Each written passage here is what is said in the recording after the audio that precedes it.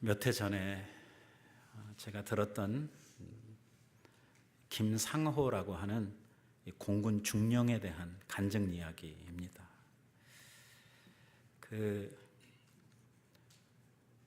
그분 어머니가 부엌에서 일을 하시다가 실수로 화상을 입으셔가지고 이 하반신 전체가 화상을 입고 병원에 입원을 하게 되셨습니다. 꼼짝도 못한 채 이렇게 누워 계셨을 뿐만 아니라 이게 조금만 움직이면 상처가 자꾸 다른 데 닿아가지고 너무 쓰리고 아팠기 때문에 그 치료를 다 받고 붕대로 몸을 꽁꽁 다 묶어내는 동안에 얼마나 힘들고 어려운 이러한 시간들을 보냈는지 모릅니다. 의사나 간호사들의 말로는 아마 세상에서 제일 쓰리고 아픈 것이 이 화상으로 인해서 생겨난 이러한 고통이라고, 아픔이라고 이렇게들 이야기를 한다고 합니다. 가죽이 다 뺏겨지고 말초신경이 이렇게 다 드러나가지고서 인간으로서는 정말 겪기 힘든 이러한 아픈 고통이 이 화상으로 인한 이러한 고통이라고 하는데, 막 이렇게 괴로워하고 치료를 받으시는 그 어머니를 아들이 이렇게 바라보고 있다가 너무 힘들어 하시는 것 같으니까 귀에다 대고 살짝 물어봤습니다. 어머니, 많이 아프세요?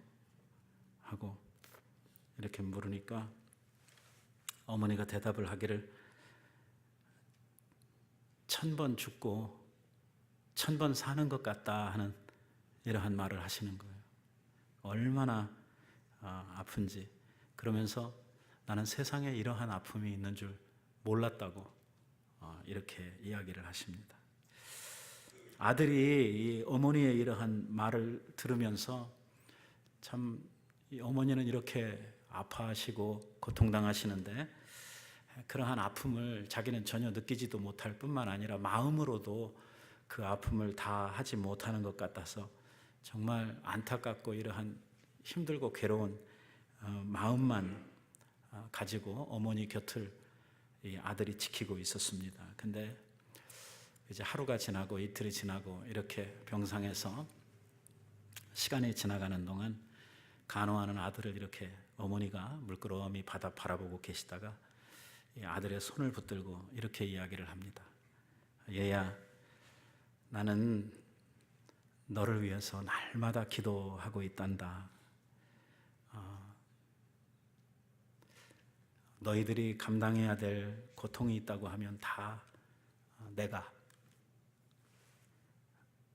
짊어지고 갈 수 있도록, 또 너희들이 아파해야 되는 것이 있으면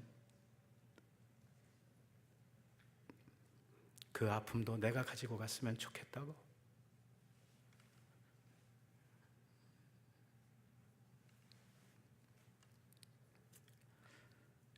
그래서 네 앞날에는 이러한 고통도 이러한 아픔도 없이 네가 편안하게 살았으면 좋겠다고.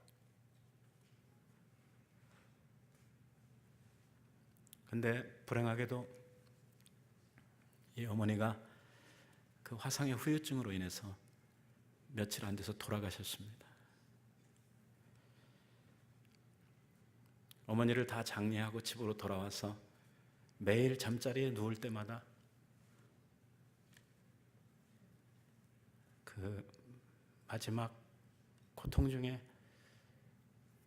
그 아파하시면서 침대에 누워 계셨던 어머니를 생각을 하니 잠이 잘 오지를 않습니다.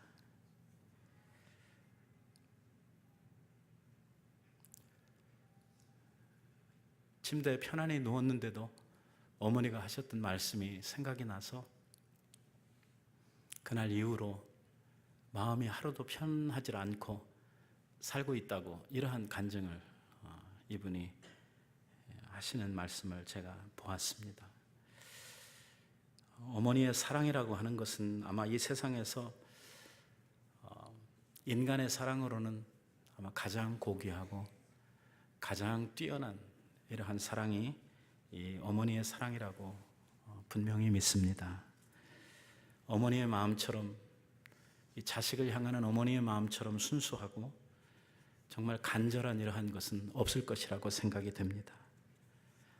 아무 이해관계가 섞이지 않은, 정말 전폭적으로 희생하는 이러한 사랑, 아마도 인간이 나눌 수 있는 그 모든 사랑 가운데에서 하나님의 사랑을 그래도 가장 단면적으로 보여줄 수 있는 이러한 사랑이 어머니의 사랑이 아닌가, 그렇게 생각을 합니다. 오늘 본문에 보면 한 어머니가 오늘 이야기 가운데 나오고 있습니다. 저는 이 성경을 읽으면서 이 어머니를 볼 때마다 제 어머니를 생각을 합니다. 참 훌륭한 어머니입니다. 그리고 이 어머니는 훌륭한 어머니일 뿐만 아니라 아마 어머니의 국가대표라고 할 만큼 자식을 향한 어머니의 사랑을 우리들에게 정말 절절히 보여주고 있는 이러한 어머니라고 생각이 됩니다. 본문의 마지막을 보면 우리 주님께서 이 가나안 여인을 칭찬하시면서 말씀하시기를 참 네 믿음이 크다고 주님 말씀하시고 그에게 놀라운 은혜와 복을 베풀어 주시는데, 여기에 네 믿음이 크다라고 말씀하셨던 그 크다라고 하는 말이 메가스피티스, 메가라고 하는 말, 메가톤급, 아주 엄청난 이렇게 큰 믿음이라고 칭찬을 해주셨어요. 그러면서 네 소원대로 되라고 우리 주님께서 복을 주셨던 것을 보게 됩니다. 여러분, 우리는 이 이야기를 너무나 잘 알고 있습니다. 가나안 여인이라고도 하고 수로보니게 여인이라고도 하는 이 여인의 이 간절한 딸을 향한 사랑 이야기를 우리는 너무나 잘 알고 있습니다. 이 주님께서 칭찬하셨던 이 메가톤급 믿음, 정말 이스라엘의 그 어느 곳에서도 찾아볼 수 없었던 그 큰 믿음을 가졌던 이 어머니의 믿음이라고 하는 것이 도대체 무엇입니까? 그 내용이 어떤 것입니까? 삼위일체를 알고 천년왕국을 알고 무슨 예정론을 알고 하는 그러한 교리적인 믿음입니까? 아닙니다. 교회를 위해서 이것을 드리고 저것을 봉사하고 해서 자기의 삶을 통해서 많은 주를 향한 헌신이나 일을 해가지고 얻은 이러한 사역적 믿음입니까? 그것도 아닙니다. 하나님 앞에 뭘 드렸다는 이야기도 없고, 도덕적으로 깨끗하다고 하는 이야기도 없고, 무슨 교리적으로 그가 많은 것을 알았다고 하는 이러한 이야기도 없고, 아무것도 없는데 우리 주님께서는 그 여인의 믿음을 아주 크다고 칭찬을 해주시는 것입니다. 그런데 그 큰 믿음 속에 감추어져 있는 이 가나안 여인이 주님 앞에 보여준 것은 뭐냐면 아주 단순한, 아주 원초적인 이러한 어머니의 사랑, 자식을 향하는 그 사랑을 주님 앞에 보여준 것뿐인데, 우리 주님께는 믿음이 크다고 하는 이러한 칭찬을 받았다고 하는 것입니다. 이 여인은 귀신 들린 자기의 딸 때문에 예수님을 찾아왔습니다. 이 여인은 자기 딸을 사랑하는데 자기의 딸이 귀신 들려가지고 날이면 날마다 발작을 하고 뻘거벗고 동네를 막 쏘다니는데 이건 감당을 할 길이 없는 것입니다. 관역한 딸이 부끄러운 줄도 모르고 이렇게 귀신 들려가지고 날마다 속을 뒤집을 뿐만 아니라 사람들 앞에 부끄러움을 사고 있는 이러한 모습을 볼 때에 많은 사람들은 자기 딸을 보고 비웃고 놀리고, 또 그런 딸을 둔 엄마라고 해가지고 엄마까지 이렇게 싸잡아서 사람들에게 놀림거리가 되고 하는 이러한 상황이에요. 사실 딸이 있다고 하는 사실조차도 말하기 부끄러운 이러한 딸이었습니다. 그러나 어머니는 어머니입니다. 아무리 딸이 못났어도, 아무리 딸이 귀신 들려서 저렇게 정말 사람으로서는 할 수 없는 이러한 짓을 하고 돌아다녀도 그 귀신 들린 그 딸, 그 더러운 짓을 하고 다니는 이러한 딸이 어머니에게는요, 그 누구보다도 소중한 이러한 딸이었던 것입니다. 남들에게는 조롱거리고 남들에게는 비웃음거리일는지 모르지만 그런 것과는 아무 상관이 없이 이 어머니에게는 그 무엇과도 바꿀 수 없는 이러한 소중한 딸이고 자기의 사랑의 전부였다고 하는 것이죠. 어머니가 자식을 사랑하는 데 있어서 꼭 잘난 자식만 사랑합니까? 건강한 자식만 사랑합니까? 그렇지 않습니다. 사랑은 절대적입니다. 사랑은 비교해서 되지를 않습니다. 부모의 자식을 향한 사랑은 절대적인 것입니다. 몹쓸 병에 걸려있기 때문에 더 마음이 쓰리고 아프고 아이가 좀 못났기 때문에 그 못남을 자기가 대신 해주고 싶은 이러한 마음으로 더 뜨겁게 더 많이 사랑해주는 것이 이 어머니의 사랑인 것입니다. 오늘 본문 말씀에 보면 그 딸을 위해서 어머니는 참으로 어려운 이러한 시련을 다 극복해내는 것을 우리는 보게 됩니다. 이 어머니가 예수님 앞에 나와서 내 딸을 불쌍히 여겨주세요, 내 딸 좀 봐주세요 하면서 예수님을 졸졸 쫓아다니면서 계속해서 애원을 하는데도 불구하고 예수님은요, 이 소리를 분명히 들으셨을 텐데 옆에 있는 사람들이 다 이 여자가 와가지고 지금 자기 딸 좀 어떻게 해달라고 애원을 하고 있는 것을 옆에 있는 사람들이 다 인지하고 있는데 우리 예수님께서는요, 전혀 듣지도 못한 것처럼 아무것도 모르는 것처럼 이렇게 그냥 당신의 가던 길을 계속해서 가시는 것입니다. 제가 강단이라 원초적으로 제가 이렇게 표현은 못하지만 하여튼 그냥 아주 무시해버리는 것입니다. 그런데도 이 어머니는요, 그냥 떠나지 않습니다. 이렇게 무시를 당하고 이만큼 자기가 애원을 했으면 정말 눈길이라도 한번 주고 한번 돌아봐다라도 줄 것 같은데 완전히 무시해버리고 가시는 이러한 예수님에 대해서 포기하지 않고 계속해서 소리를 지릅니다. 더 소리를 높여서 이 예수님에게 부르짖는 것이지요. 나를 불쌍히 여겨주십시오. 이 귀신 달린 딸을 가지고 있는 이 여자를 불쌍히 여겨주세요 하면서 계속 예수님을 쫓아갑니다. 여기에 보세요. 진짜 불쌍히, 예수님으로부터 불쌍히 여김을 받아야 할 것은 누굽니까? 딸입니다. 고침을 받아야 될 대상이 딸이에요. 그런데 이 어머니는 나를 불쌍히 여겨주세요, 나를 불쌍히 여겨주세요. 그 딸의 아픔은 자기의 아픔이고 오늘 딸의 문제는 자기의 문제. 딸과 자기를 지금 동일시해서 예수님 앞에 나와가지고 내가 귀신 들린 딸을 가지고 있는데 정말 나를 불쌍히 여겨주시기를 바랍니다 하면서 애원을 하고 있는 것입니다. 그러니까 딸의 부끄러움을 개의치 아니하고 그 딸이 그런 여자라고 하는 것을, 이런 귀신 들려서 이렇게 정신 나간 이러한 아이인데도 불구하고 내가 바로 그 아이의 어미고 오늘 걔의 부끄러움이 내 부끄러움이고 오늘 걔의 아픔이 내 아픔이니 나를 불쌍히 여겨주시고 나를 좀 돌아보아 달라고 이렇게 애원을 하고 있는 것입니다. 그런데도 예수님은 아무 대답이 없습니다. 정말 매정합니다. 우리가 평소에 봐오던 그런 예수님의 모습이 아닙니다. 오죽하면 길을 같이 가던 제자들이 예수님께 이렇게 이야기를 합니다. 예수님 뭐 좀 봐주든지 아니면 보내든지, 시끄러워서 이게 도대체 견딜 수가 없습니다. 안 고쳐줄 거면 그냥 돌려보내세요. 제자들이 원망 섞인 이러한 목소리로 예수님에게 이야기를 합니다. 이게 오죽했으면 얼마나 민망하고 상황이 얼마나 당황스러웠으면 제자들이 예수님에게 그런 이야기를 했겠습니까? 제자들이 이렇게 이야기를 하니까 예수님께서 그 여자를 향해서 뭐라고 말씀을 하시냐면 나는 이스라엘의 잃어버린 양 이외에 보내심을 받지 않았다, 이렇게 말씀을 하시는 것입니다. 무슨 뜻입니까? 나는 너를 고쳐줄 수 없다. 나는 오늘 네 문제를 해결해 줄 수 없다. 왜? 너는 가나안 여인이기 때문에, 너는 이방인이기 때문에 나는 네가 지금 갖고 있는 그 문제에 대해서 고쳐줄 마음이 없다. 이렇게 말씀을 하고 계신 것입니다.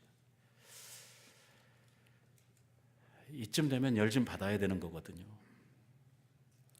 자기가 어머니라고 하는 죄 때문에 정말 모든 창피 다 무릅쓰고 사람들 앞에서 그렇게 정말 옆에 지나가던 사람들도 안타까워할 만큼 이렇게 예수님 앞에 나와서 구걸을 하듯이 이렇게 했으면 정말 요만큼이라도 온정을 베풀어서 뭐 고쳐주지 않을 거면 말이라도 좀 따뜻하게 해가지고 돌려보내면 얼마나 좋겠습니까? 그런데 하시는 말씀이 뭐라고 이야기를 하냐면 나는 이스라엘의 잃어버린 양 외에 보냄을 받은 적이 없다. 그래도 그분이 아니면 자기 딸이 고침을 받을 수 없다고 하는 이러한 간절함 때문에 이러한 말을 듣고도요, 이 여인이 포기를 하질 않습니다. 주님을 향해서 더 간절하게 딸을 고쳐달라고 이렇게 이야기를 하는 것이죠. 예수님께서요, 처음에는 이렇게 좋게 이야기를 하셨는데 계속해서 또 고쳐달라고 이렇게 불쌍히 여겨달라고 애원을 하니까 그 다음에 두 번째 하신 말씀을 보면 더 가관입니다. 뭐라고 이야기를 하냐면 자녀의 떡을 취해서 개에게 줄 수 없다. 이렇게 말씀하시는 거예요. 사실은 의미는 같은 거거든요. 아까도 그 얘기한 거거든요. 좀 좋게 이야기한 거죠. 나는 이스라엘의 양들을 위해서 보냄을 받았다. 너는 뭐냐? 너는 이방인이다. 이방인은 뭐냐? 이방인은 개다. 내가 왜 하나님의 자녀들을 위해서 일해야 될 내가 개 같은 너희들을 위해서 내가 일을 해야 되느냐? 그 뜻이었거든요, 결국은. 그런데도 말귀를 못 알아먹고 계속해서 예수님한테 고쳐달라, 불쌍히 여겨달라 막 이렇게 하니까 예수님께서 아주 까놓고 이야기를 하시는 거예요. 자녀들에게 줄 떡을 취해가지고 개에게 던지는 이러한 사람은 없다라고 이야기를 하는 거예요. 자, 이제 이쯤 되면 가야 되잖아요. 그냥 가는 게 아니고 한번 욕을 싸질르고 가야 되지 않아요? 예? 더러워서 하면서 말이에요. 개라는데, 귀신을 들리고 싶어서 들렸느냐고요. 귀신 들려서 지금 아이가 저렇게 아무것도 모르고 저렇게 되어진 것만 해도 가슴이 쓰리고 아픈데 걷다 대고 개라고 이렇게 해버리면 얼마나 그 가슴이 노엽고 그 마음이 괴로웠겠습니까? 어떻게 우리 예수님이 이러한 말을 하실 수 있습니까? 그런데도요, 이 어머니는 노여움이 없습니다. 자기를 개라고 이야기하는데도 불구하고 노여워하기는커녕 자기를 상대해주고 자기에게 이야기를 하고 있는 예수님을 향해서 더 간절하게 매달리고 있는 것입니다. 뭐라고 이야기를 합니까? 개도 자기 주인의 상에서 떨어지는 부스러기를 먹고 살지 않습니까? 저는 아들에게 자식들에게 줄 음식 달라고 하는 거 아닙니다. 그냥 상에서 떨어지는 부스러기라도 있으면 오늘 그 은혜라도 제게 베풀어 주시기를 바랍니다. 이렇게 예수님에게 이야기를 하는 것입니다. 왜요? 왜 이런 취급을 당하면서까지 정말 자존심이 엄청나게 상했을 텐데도 불구하고 여기에 굴하지를 않고 여기에 기분 나빠하지 아니하고 이렇게까지 굴종적으로 예수님을 향해 매달리고 있는 것입니까? 그 이유는 단 하나입니다. 딸에 대한 사랑 때문이에요. 어떻게 해서라도 내가 무슨 모욕을 받고 내가 무슨 창피를 당한다고 하더라도 자식이 살아날 수만 있다면, 자식이 고침을 받을 수만 있다고 하면 자기가 그거 다 받고 가겠다고 하는 이러한 순전한 아주 원초적인 이러한 어머니의 사랑, 이 때문에 이 가나안 여인은 끝까지 오늘 주님 앞에 이러한 부탁을 하고 있는 것입니다. 예수님께서 너는 개다 이렇게 이야기를 하고 있는데도 불구하고 그 말을 받아가지고 그렇습니다. 나는 개입니다.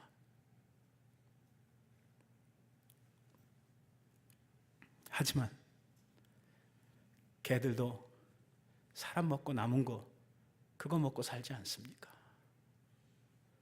그 부스러기 은혜라도 주시기를 바랍니다. 우리 예수님이요, 이 여인의 그 고백을 들으시고 너무 감동하셨어요. 예수님의 마음이 뜨거워졌습니다. 그 자식을 향한 사랑의 말입니다. 우리의 예수님의 마음이 얼마나 감동이 되셨는지 몰라요. 그러면서 그 여인을 향해서 하시는 말씀이, 여자야, 내 믿음이 크다. 여기 내 믿음이 크다 하는, 네가 가지고 있는 믿음은 정말 메가톤급이다. 나는 이스라엘 사람들 중에 이런 믿음을 가진 사람을 본 적이 없다.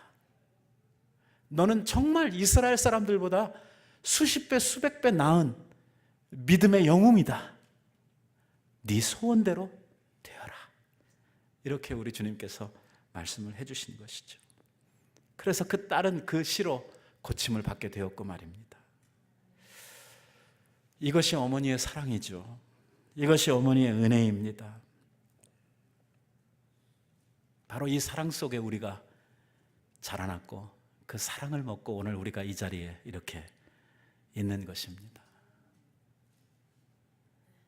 뱃속에 우리들을 잉태해서부터 우리를 해산하고 어린 시절 길 때서부터 시작을 해서 걸음마를 배우고 걸어서 달리고 스스로 서기까지 그 모든 날들을 우리를 위하여 희생하고 우리를 위해서 모든 사랑과 은혜를 쏟아 부어준 이러한 우리 어머니의 사랑 때문에 오늘 우리가 이렇게 장성해지고 건강하고 배우고 우리가 이렇게 쓸모있는 인간으로 오늘 하루를 살아가고 있는 것이죠. 그래서 우리 주님께서는 이 어머니의 사랑을 정말 귀하다고 이렇게 칭찬을 하고 계신 것입니다. 남녀 간에도요, 아주 뜨거운 사랑, 아주 깊은 사랑을 하는 사람들을 보고 우리들이 그 사랑에 감복을 합니다. 또 형제 간에도 그 우정이, 형제 간의 이 사랑이 아주 깊고 그 형제의 정이 아주 뛰어난 사람들, 이러한 사람들을 보면서 우리들이 정말 부러워하고 이러한 사람들을 칭찬을 하죠.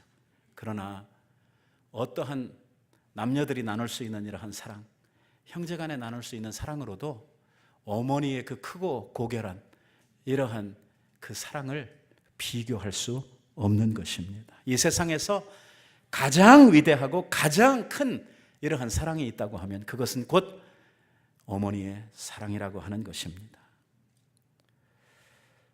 오늘 우리의 비극은 오늘 가정이 점점 말세를 맞으면서 가정이 지니고 가야 할 참된 사랑과 이 은혜의 전승과 그리고 은혜에 감사하는 이러한 가정의 본질이 오늘 우리 가운데에서 점점 흐려져 가고 있다고 하는 것이 얼마나 정말 우리 시대의 아픔이고 이것이 우리의 시대의 비극인지 모릅니다. 결국 가정들이 회복되어야 교회가 회복되고 우리의 가정들이 회복되어야 우리의 사회가 회복될 수 있다고 하는 것은 당연한 논리인데도 불구하고 오늘 우리는 우리의 가정들이 점점 더 몰락해가고 이 원초적인 사랑으로부터 멀어져 가고 있다고 하는 사실을 우리들이 우리의 현실 속에서 직감하고 있습니다. 저는 요즘 뉴스 보도를 보면서 깜짝 놀랍니다. 여러분들도 아마 다 보셨겠습니다만은 친부모가 자식들을 때려가지고 죽이고 암매장하고 하는 이러한 일들이 수도 없이 요즘 보도되고 있습니다. 옛날에는 자식을 많이 낳아 길렀습니다. 우리 어머니 아버지도 6을 낳았습니다. 6 보통입니다. 많은 거 아니에요. 우리 때 부모님들요, 뭐 10 낳으신 분도 있고요. 그거보다 훨씬 더 많이 낳으신 분들도 있습니다. 옛날에는 아이들을 간수하고 키우기가 너무 힘들었을 뿐만 아니라 아이들이 자라나는 과정에서 뭐 전염병 돌고 뭐 또 잘 제대로 먹이질 못해가지고 영양실조 걸리고 이래가지고선 이렇게 죽는 아이들이 속출했기 때문에 이 부모님들이 아이들을 많이 낳았어요. 그래서 그 아이들 지금은 뭐 하나 낳고 둘 낳고 이렇게 햇가족 시대를 만나서 아이들 정말 적게 낳아가지고 뭐 잘 기르자 뭐 이렇게 하다 보니까 가정에서 아이들이 뭐 별로 없습니다만은, 옛날에는 말이에요, 그 많은 애들을 기르면서 그 많은 애들이 있는데도 불구하고 애들 많아서 힘들어서 짜증나서 자기가 괴롭기 때문에 애들 때려주겠다 소리는 내가 들어보지를 못했거든요. 오늘 우리의 시대가 어디로 가고 있는지 말입니다. 우리 부모님들 먹을 것 없고 배우지도 못하고 정말 부족한 것이 너무 많았던 지금 우리의 시대에 우리 부모들의 스탠다드하고 비교를 하면 정말 빠지고 모자라는 것이 많은, 경제력도 그렇고 배움도 그렇고 정말 많이 모자란 이러한 분들이었지만요, 그분들 훌륭하게 우리 자식들을 잘 다 길러내셨습니다. 오늘 우리가 바로 그 은혜의 산물들 아닙니까? 저와 여러분이 바로 그 사랑의 증인들 아니에요? 저도 어렸을 때 보릿고개 겪었습니다. 밥도 얻어먹으러 이 집 저 집 다녀본 적도 있습니다. 결코 풍성한 가운데서 우리들 자라나지 않았습니다. 우리 여섯 키우면서 우리 어머니 너무 많이 굶으셨습니다. 너무 많이 굶어서 위장병을 얻으실 정도로. 배우지도 못하신 분들이, 배우지 못했다고 하는 말은 벌이가 없다는 말이고, 결국은 경제력이 너무 없기 때문에 자식들을 위해서 뭘 해주고 싶어도 해줄 것이 별로 넉넉치 않았던 우리의 부모님들이 고픈 배를 움켜쥐고 허리띠를 졸라매고,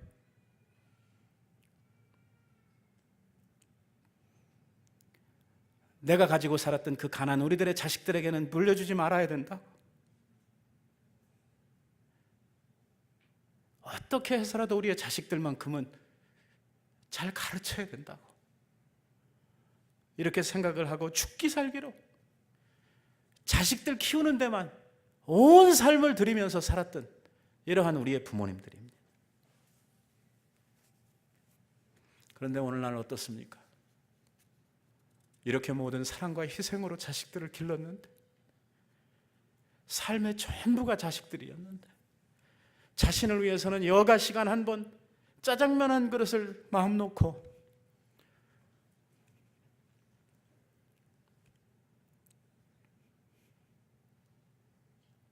자기를 위해서 사 먹지 못했던 이러한 부모님들인데, 이러한 부모님들이 오늘날 갈 곳이 없어. 이 노인 문제가 오늘 사회의 문제가 되어지고 국가의 문제가 되어지고 있어. 노인들을 보양하고 노인들을 책임질 자식들이 없고 어떤 단체도 없다는 거. 그래서 공원마다 가보면 노인들로 넘쳐나고 자식들로부터 버림받은 이러한 부모들이 한 곳에서 쪽방에 모여 사는 쪽방촌들이 생겨나고, 이러한 외로움을 견디질 못해서 자살하는 이러한 교인 부모님들이 속출하고 있는 이러한 것이 오늘의 현실입니다. 설령 부모님과 같이 있고 가까이 있는 이러한 자식들인데도, 자식이 있다고 하더라도 부모님에게 따뜻한 말이나 부모님을 향한 이러한 정말 사랑의 공경을 하는 이러한 자식들은 그리 많지 않고, 부모가 무슨 이야기를 하려고 그러면 정신없는 소리 하지 마세요. 지금 시대가 어느 때인데 그런 말을 하세요. 그냥 가만히나 계세요 하면서 툭 하면 핀잔 주고 말도 못하게 하는,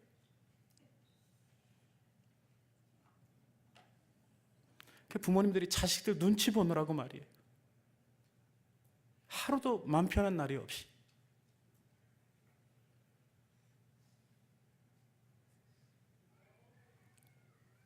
그래서 요즘엔 차라리 자식들하고 사는 것보다 혼자 사는 게 편하다 이래가지고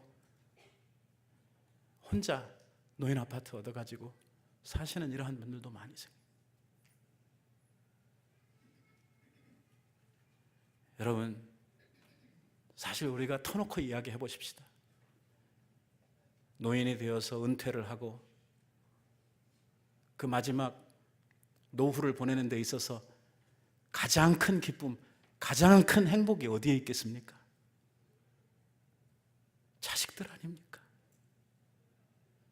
손주들 재롱 보고 그 자식들과 함께 그들을 위해서 정말 눈깔 사탕 하나라도 사줄 수 있다고 하면 그것으로 위안을 삼고 기쁨으로 살아가야 할 우리의 부모님들을 우리들이 너무 홀대하고 있는 이러한 사회가 바로 우리가 살고 있는 이 시대입니다. 그래서 오죽하면 요즘에는 방송에서 노후 준비를 해야 될 이 노인들을 향해서 뭐라고 이야기하냐면 절대 자식에게 유산 물려주지 말아라, 집 주지 말아라, 주면 그날로 땡이다. 이걸 방송에서 가르치고 있어요. 얼마나 심각한 이야기입니까? 웃고 넘길 이야기는 아니거든요. 자식들이 얼마나 악하고 얼마나 나쁘면 이걸 공공연하게 노인들 유산 물려주면 그날로 끝입니다, 이런 이야기를 가르치겠느냐고요. 실제로 어떤 아버지가 자식에게 유산을 다 물려주면서요 각서를 썼대요. 여러분들도 아마 보도에서 보셨을 거예요. 너 내가 이걸 다 물려줄 테니까 내가 죽을 때까지 너는 나한테 효를 다 대해야 된다 해가지고 각서를 썼대요. 그 아버지도 참 특이한 분이에요.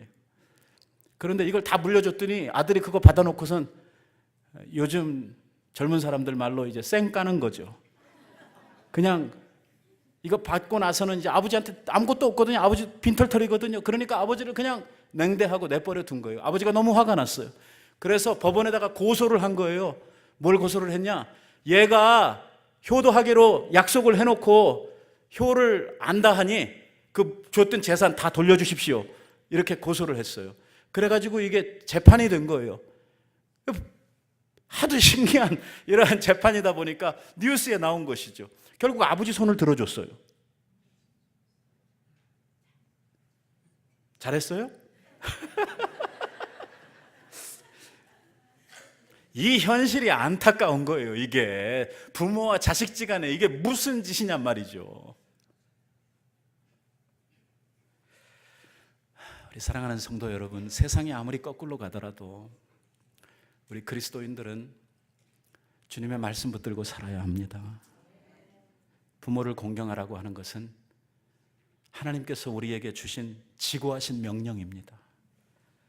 이것은 말이에요, 하나님께서 우리 인간들이 살면서 서로 간에 지켜야 할 인간에게 주신 첫 번째 계명으로 부모를 공경하는 계명을 주셨어요. 여러분, 살인하지 않았다고? 내가 도둑질하지 않았다고? 나는 범법자가 아니라고 이렇게 생각할지 몰라요. 하지만 부모 공경하는 계명을 거스리고 있다고 하면 그 사람은 밑에 건 볼 것도 없이 그 사람은 가장 큰 죄인으로 하나님 앞에 낙인이 찍힌다고 하는 것을 우리는 기억을 해야 할 것입니다. 여러분, 불효하는 것이 얼마나 큰 죄인지 압니까? 제가요 사실 이 자리에서 이런 말 하면은 여러분들한테 미움받을까 봐 설교도 못 하겠어요. 출애굽기 21장에 보니까 그 아비나 어미를 저주하는 자는 반드시 죽일지니라. 하나님의 말씀입니다. 만약에 사람에게 완악하고 패역한 아들이 있어 그 아비의 말이나 그 어미의 말을 순종치 아니하고 부모가 징책하여도 듣지 아니하거든 부모가 그를 잡아가지고 성문에 이르러 성읍 장로들에게 나아가서 장로들에게 말하기를 이 자식이 완악하고 패역하여 순종하지 아니하고 방탕하는 자니 라고 하거든 성읍의 사람들은 그를 다 돌로 쳐 죽이라고 그랬어요. 이게 웃고 지나갈 이야기 아니에요. 그냥 효도하면 좋은 거구나 이렇게 권고사항으로 받고 지나갈 이러할 이야기도 아니에요. 아비를 조롱하며 어미에게 순종하기를 싫어하는 자는 그 눈을 골짜기에 까마귀에게 쪼이고 독수리 새끼에게 갖다 주라고 이렇게 성경이 단호하게 이야기하고 얼마나 무섭습니까? 여러분, 이 말 자체가 중요한 것보다 오늘 이 문제에 대해서 하나님이 가지고 있는 단호한 하나님의 결단, 하나님의 생각, 우리가 이것을 여기에서 엿봐야 하는 것입니다. 제가 이 어버이 주일이 될 때마다 하는 이야기입니다만 5계명을 우리에게 주시면서 이거 잘하면 상 주시겠다고 거기에다가 부상을 올려놓으셨잖아요. 여러분, 법 잘 지킨다고 해서 상 주는 건 없어요. 법은요 꼭 지켜야 되는 거예요. 법은 지킨다고 상은 못 받지만 법은 안 지키면 어떻게 하는 겁니까? 데려다가 벌을 주는 것이죠. 그게 법의 성격이에요. 그런데 하나님께서 우리에게 법을 주시면서 이 인륜의 첫 계명을 주시면서 이거 이렇게 해라 해놓고요, 그러면 안 하면 벌만 주면 되는데 이게 말을 해놔도 이게 잘 안 할 것 같으니까 거기다가 부상을 걸어 놓으신 거예요. 이렇게 해도 안 해요. 이 얼마나 우리가 완악한지.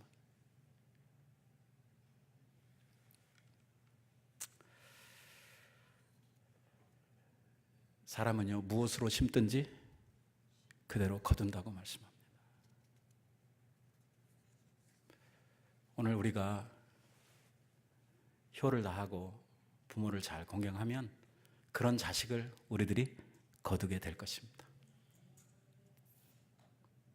그런데 부모 눈에서 눈물 흘리게 하는 이러한 자식이 있다고 하면 다음에 반드시 자기가 낳은 자식으로 인해서 눈물 흘릴 날이 있을 것이라고 하는 것을 우리는 기억을 해야 됩니다. 예수님을 보십시오. 예수님 얼마나 효자셨습니까? 여러분, 나사렛에서 자라나시는 동안에 아버지의 목수일을 옆에서 거들며 주님 앞에 효를 다하셨다고 성경이 증거하고 있지 않습니까? 우리 예수님 공생의 마지막에 십자가에 달리셔서 마지막 목숨이 넘어가는 그 십자가의 그 엄청난 고통을 당하시는 그 순간에도 여러분, 마지막 가시는 그 길에 자기 어머니를 생각하고 자기 어머니를 자기 사랑하는 제자에게 부탁하고 계신 예수님의 효의 본을 우리가 생각해 보시기를 바랍니다.